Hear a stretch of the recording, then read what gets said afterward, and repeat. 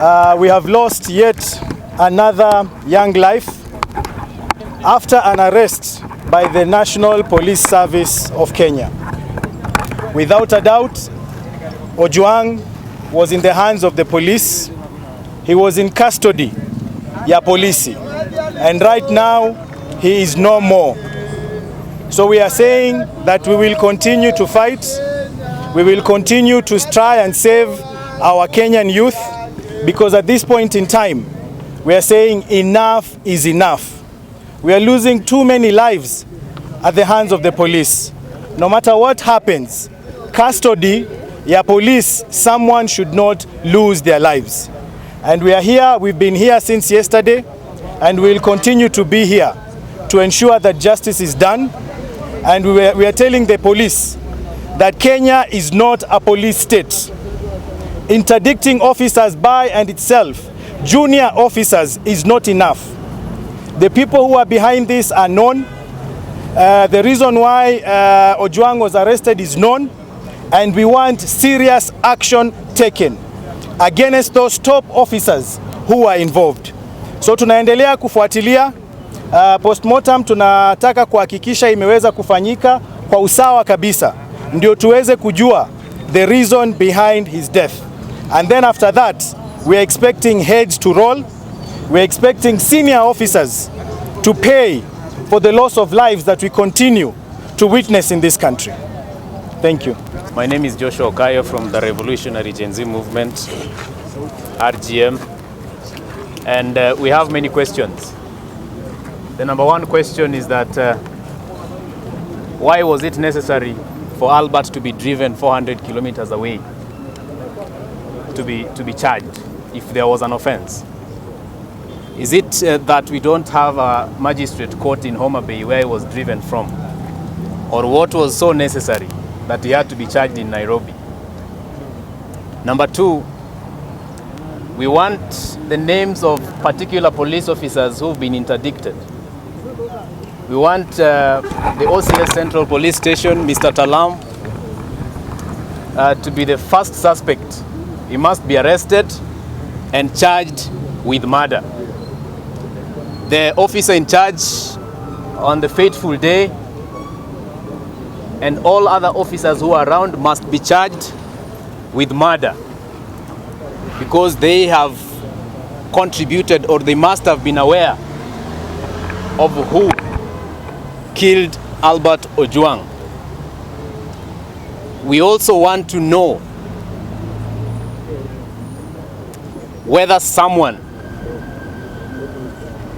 who's been charged with an offense as petty as publishing, what is that? That is what they are saying, publishing false information, should be put in a cell separate from all the others. That is, if at all the statement from some of these police officers that he was put in a cell separate from the others is true.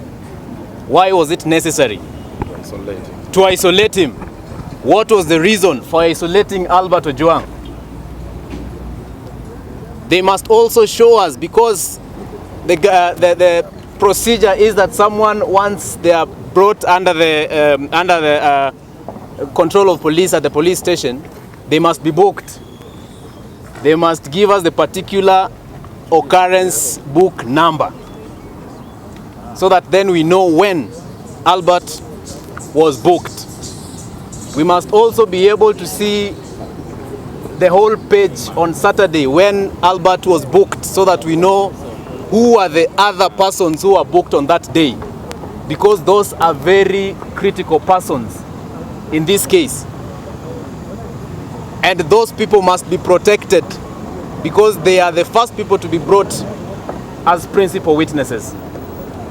So we are saying it is very saddening that in this time and age, a young person who is just doing their constitutional right, who is exercising their constitutional right and speaking truth to power, can be taken 400 kilometers away and killed in cold blood. They are responsible. the IG of police, the deputy IG of police, the deputy IGs, the OCS, they must have known what is happening. So they are culpable and they must be able to answer to the death of Albert Ojwang. And we are not going to rest. We are not going to sleep until they are brought to book. Now let me give this chance to the family. Can you repeat your name, please? My name is Joshua Okayo. And as a nation, we are very angry. What if Albert Ojwang? I am here representing Operation Linda Jamii and the Council of Luo Elders, because this is touching the lake, and it has touched the lake in a very deep way. So, as far as we stand here, we know that Ojwang was alive and kicking with his family. And he was picked when he was alive and kicking, now he's dead. So already a violation has taken place. We are just investigating who, why, how, but the violation has taken place. He has been killed by the state, by the government. That is true and is undisputable. We already finding out when we started the investigation that the policemen are already trying to interfere by interdicting and suspending the police officers. It means they have committed a crime, because you cannot interdict somebody who is innocent. And then by trying to give us stories which can't work, we are going to assure you as citizens of Kenya, we are not just relying on their investigation. We are doing our own investigation, and we shall compare notes when they have their notes and we have our notes. We are not going to let it in their hands and they tell us that samples have disappeared. When they take a sample, we take a sample. I'm happy now the body has been secured by IPOA, which is going to be sealed until we do a postmortem later today in the afternoon. And I want to tell the government of Kenya, just give the government citizens what they are looking for. They are looking for food. They are looking for health care. They are looking for education. Once you perform, you don't have to abduct, kill anybody, arrest anybody. We want to know, what did Ojwang do as a violation? In which part of the law is it? Whom did he violate? If it's a false publication, against who? And where is his Twitter handle? We have checked for the Twitter handle of Ojwang. It is not there. The Facebook account is gone. Who has taken them from him? If at all they are not his property, then they belong to the person to inherit that. Who is the next of kin to take those handles? So why are they taking away too much from him? He's not taking his life enough. So we are going to stand here until the end to get the bottom of the truth. But I can assure you that already the state knows they are wrong. They are trying to do a lot of propaganda, but we are not going to relent, because fear went long time ago, and we want to ensure that fear does not come back. Let no one tell you not what to do. Born the way you want, behave the way you want, but we focus on getting the evidence, because the evidence is very important. And I want to urge you guys that stay with keen. Any information you get, surrender it to the family lawyer is here. Reach out to us. We want as much information as possible, because the quality of the information is important. And remember, the out of sight of this mortuary evidence is more important than that inside there, because they know how they have brought him there. But we are going to get our evidence outside that place and add to what they have. Thank you. My name is Dr. Peter Mbaye. I'm the Secretary for Planning and Economic Affairs at the DCP. I'm here with our legal team representing the lawyer opposition, also representing our principals who may be out of town and heading back to Nairobi. I want to say two things before I give my colleague. One is that the Honorable Rigathi Gachagua has already given his statement over this issue, which you have seen.